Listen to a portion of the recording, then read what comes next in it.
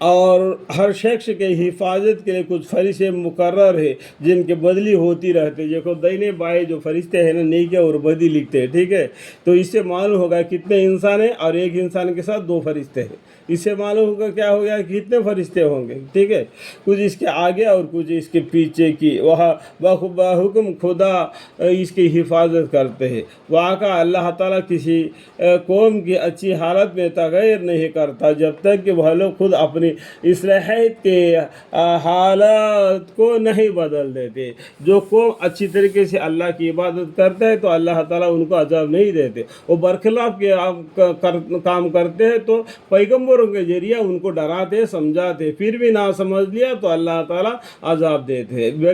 بغیر سمجھائے اللہ تعالیٰ کسی کو سزا نہیں دیتے, ٹھیک ہے. اور جب اللہ تعالیٰ کسی قوم پر مصیبت ڈالنا تجویز کر لیتا ہے تو پھر اس کے ہٹنے کی کوئی صورت ہی نہیں, اور کوئی اس کے یعنی خدا کے سوا ان کا مددگار نہیں رہتا. وہ ایسا ہے کہ تم کو بجلی دکھاتا ہے جسے ڈر بھی ہوتا ہے اور امید بھی ہوتی ہے, اور وہ بادلوں کو بھی بلند کرتا ہے جو پانی سے بھری ہوتے ہیں, اور فرشتہ اس کے تعریف کے ساتھ اس کی پاکی بیان کرتا ہے, اور دوسرے فرشتے بھی اس کے خوف سے, اور وہاں بجلیاں بھیجتا ہے, پھر جس پر چاہے انہیں گرا دیتا ہے. اور وہ لوگ اللہ کے بات میں جھگڑتے ہیں, حالانکہ اوڑا شدید القوت ہے. سچا پکارنا اسی کے لیے خاص ہے, اور اس کے یعنی خدا کے سوا جن کو یہ لوگ پکارتے ہیں اور ان کی درخواست کو اس سے زیادہ منتظر نہیں کر سکتے جتنا پانی اس شخص کے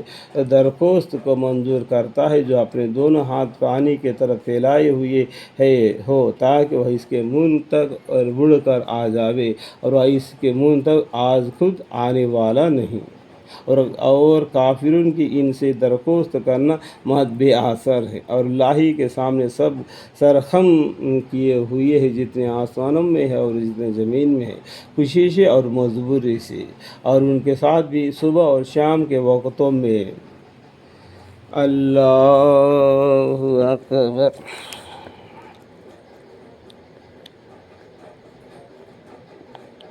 اللہ اکبر. آپ کہیے کہ آسمان اور زمین کا پروردگار کون ہے, تو آپ ہی کہہ دیجئے کہ اللہ ہے.